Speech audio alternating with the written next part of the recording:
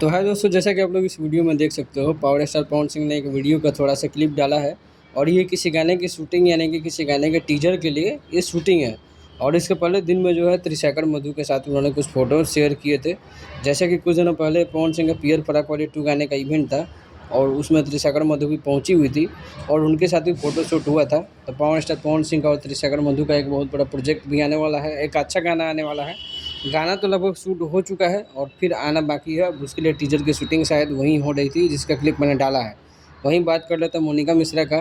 तो उनको पवन सिंह इतना प्यार से हम्बल तरीके से बोला उन्होंने कि मेरी फ़िल्म में काम कर लो, तो उन्होंने अलग से लाइव वीडियो बना कर के बोल दिया कि मुझे काम नहीं करना है, अभी मुझे बहुत कुछ करना है। तो कमेंट्स आप उसके जो प्रोफ़ाइल है उस पे पढ़ सकते हो, जो भी पोस्ट कर रही हैं पवन सिंह के फैंस जो है, बहुत सारे कमेंट, कुछ कमेंट्स तो ऐसे हैं जो थोड़ा-सा नहीं पढ़ने लायक है।